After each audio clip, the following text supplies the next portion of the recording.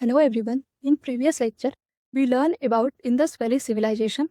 Now it's time to learn the third topic from ancient history, which is वैदिक period, जिस काल ने हमारे भारत की सभ्यता की नींव रखी थी।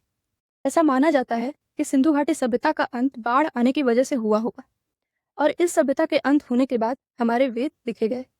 तो वैदिक काल 1500 से 500 BCE तक था और जिन्होंने वेद को कंपाइल किया, 4 वेदों में डिवाइड किया, उनका नाम कृष्ण द्वैपायन था और इन्होंने ही महाभारत जैसे धार्मिक ग्रंथ भी लिखे थे।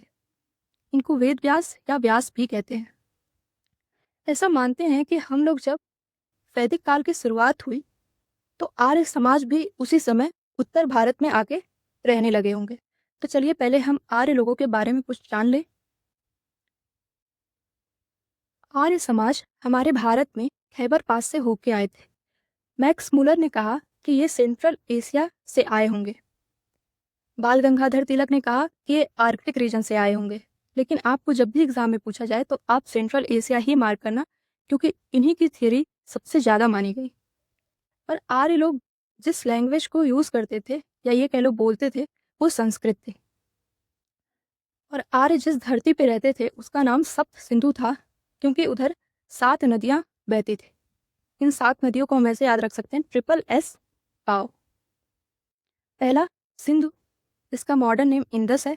सरस्वती, शुतुद्री, जिसका मॉडर्न नेम सतलज, परुष्णी, रवि, असीकनी, झेलम, वितास्ता, झेलम, विपास, बीस। आर्य लोग अर्ध खानाबदोश जीवन व्यतीत करते थे और उन्हें रूरल लाइफ जीना ज़्यादा पसंद था, ना कि इंडस वैली सिविलाइजेशन वाले लोगों की तरह अर्बन लाइफ नहीं जीते थे वो। अब आइए हम वैदिक काल में चलते हैं। तो वैदिक पीरियड को अर्ली वैदिक पीरियड और लेट वैदिक पीरियड में डिवाइड किया गया। अर्ली वैदिक पीरियड को ऋग वैदिक पीरियड भी कहते हैं, क्योंकि इसी काल में ऋग्वेद लिखे गए। इसीलिए ऋग्वेद को सबसे पुराना वेद भी कहा जाता है और सबसे बड़ा वेद भी यही है। अर्ली वैदिक पीरियड की अगर हम टाइम लाइन की बात करें तो 1500 से 1200 BC है और लेट वैदिक पीरियड के 1100 से 500 BC है। पूर्व वैदिक काल में जो राजा थे उन्हें राजन कहा जाता था और इन राजा को अपनी प्रजा से बहुत प्रेम हुआ करता था। वो अपनी प्रजा को एज अ फैमिली ट्रीट किया करते थे। लेकिन लेट वैदिक पीरियड में राजा लोग लड़ के अपने अपने साम्राज्य खड़े किए, जिन्हें महाजनपद कहा गया, और ये 16 थे। अर्ली वैदिक पीरियड में फैमिलीज़ को बहुत इंपॉर्टेंस दी जाती थी। वहाँ पे फैमिली को कुल कहते थे, ग्राम को विसु कहते थे और इंडिविजुअल को जन कहते थे। लेकिन लेट वैदिक पीरियड में फैमिलीज़ की इम्पोर्टेंस कम होने लगी। राजा को लोग इम्पोर्टेंस ज़्यादा देने लगे।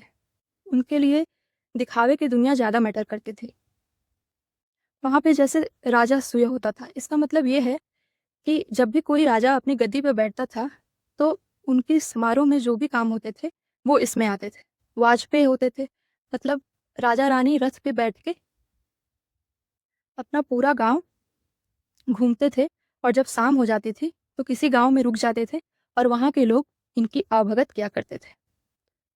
और अश्वमेध होता था, मतलब यज्ञ होते थे और घोड़ों की बलि दी जाती थी।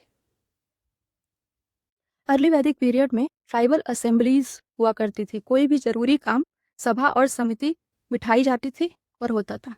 लेकिन लेट वैदिक पीरियड में सभा और समिति जैसी कोई भी चीज़ नहीं थी।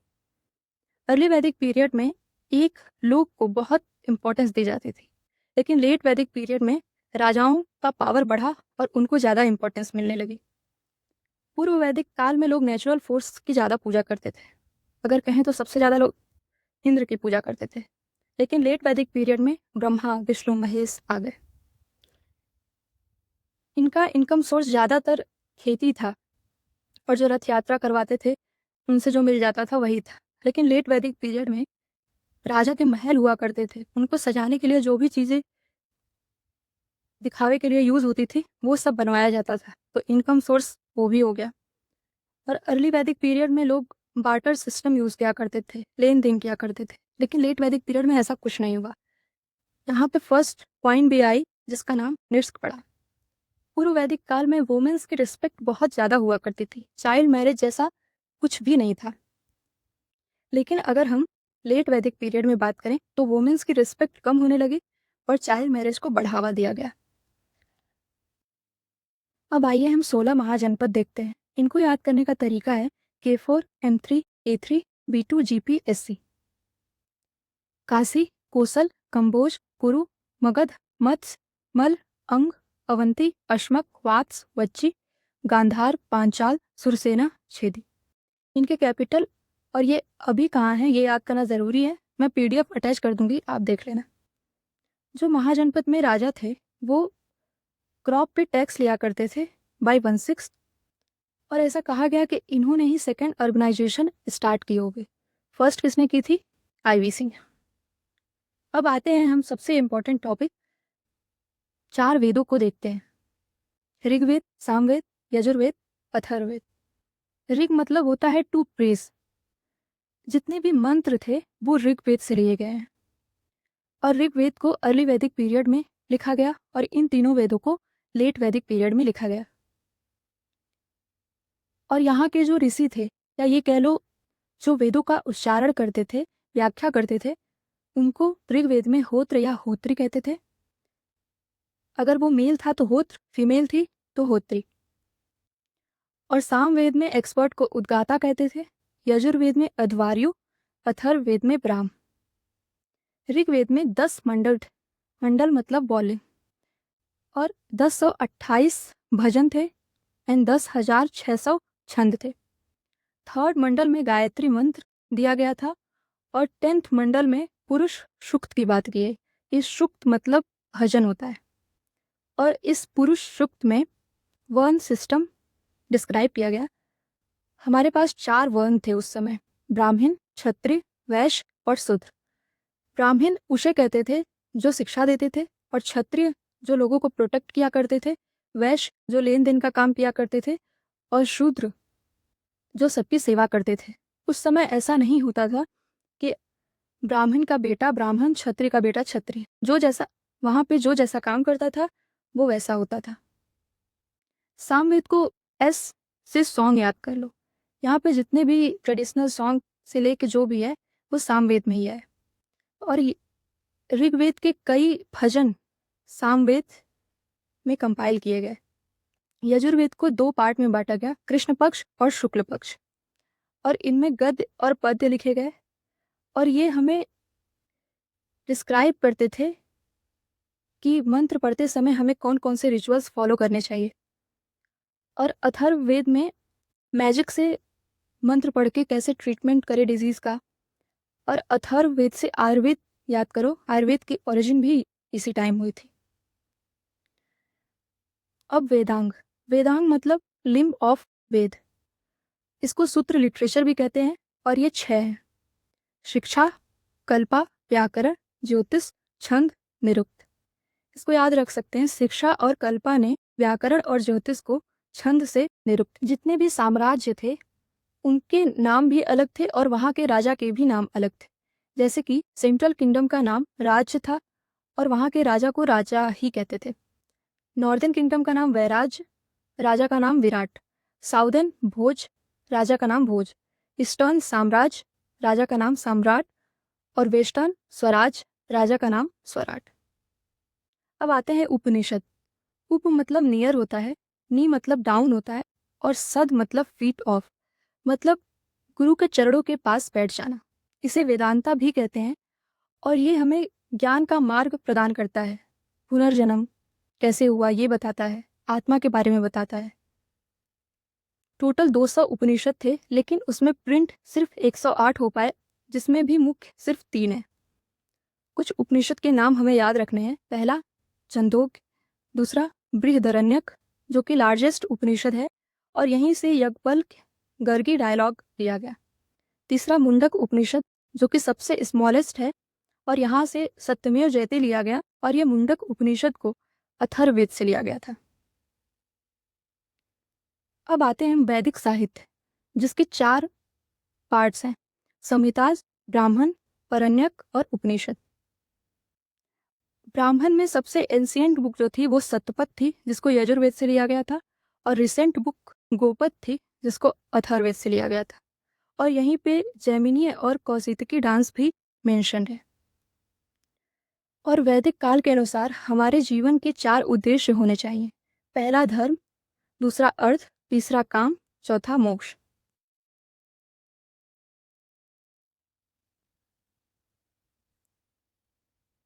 धर्म मतलब हम अपने कर्तव्य पथ पे कैसे चले। अर्थ मतलब हम अपने जीवन के संसाधनों और धन की खोज करें। काम मतलब हम धर्म की सीमाओं में रहते हुए अपनी खुशी कैसे ढूंढें। और मोक्ष सबसे लास्ट, इस जन्म और मृत्यु के बंधन से हटके परमात्मा में विलीन हो जाए। और वैदिक आश्रम के अनुसार हमारे लाइफ में 4 स्टेजेस आने चाहिए। ब्रह्मचर्य, फिर गृहस्थ, फिर वनप्रस्थ और संन्यास। और 6 मेजर स्कूल या ऑर्थोडॉक्स स्कूल जो इंडियन फिलॉसफी के हैं वो हैं सांख्य, योगा, न्याय, वैशेषिका, मीमांसा और वेदांता। इनके फाउंडर वैशेषिका और मीमांसा के सबसे ज़्यादा ज़रूरी है, जो कि कनद है और जैमिनी है। अब कुछ वैदिक ऑफिशियल उस समय लोगों को कुछ नाम से बोला जाता था, वो इसमें हम देखेंगे। जैसे कि किंग को हम राजन कहते थे, जो वहाँ के मुख्य रानी थी उनको महिषी कहते थे, और जो पुजारी थे उनको पुरोहित कहते थे। अब लॉज में आए तो जो सुप्रीम कमांडर ऑफ आर्मी थे उनको सेनानी कहते हैं, ऐसा सेना से याद रख सकते हैं। और जो ऑफिसर इंचार्ज थे पाशर लैंड के उनको व्रजपति कहते थे। पुलिस ऑफिसर को जीवा गृहबा कहते थे, ऐसे याद रख सकते हैं। अगर कोई किसी के जीव को मतलब लाइफ को हार्म करेगा तो पुलिस उसे ग्रैब करेगी। और चैम्बरलेन मतलब जो राजा के महल का जो भी अधिकार जिनके पास रहता था उनको छत्री कहते थे।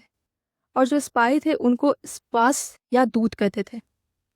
मैसेंजर को पलगल कहते थे। और जो minister of war and peace थे उनको संधि विग्राहिका कहते थे। अब अमन की शांति के लिए संधि ही कराएंगे। और जो विवादों के मीडिएटर थे उनको मध्यवासी कहते थे। और वहाँ के चीफ जज को अथपति कहते थे। अकाउंटेंट को अक्ष वाप कहते थे और कैशियर को संग्रहित्री कहते थे। और वेल्दी पर्सन को गोमत, कारपेंटर को तक्षण, और जो लीडर रहते थे मर्चेंट स्लेयर के उनको सर्थवाह कहते थे। यहाँ पे आपका वैदिक काल खत्म होता है।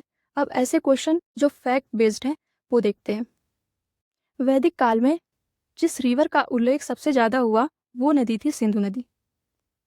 और गंगा का उल्लेख सिर्फ 1 बार हुआ था और यमुना का 3 बार।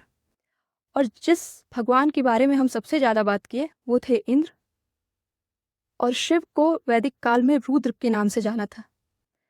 और सबसे जो पवित्र नदी थी उस टाइम पे लोगों के मुताबिक वो सरस्वती नदी थी। और जो लॉर्ड ऑफ ट्रीज थे उनको सोम कहते थे।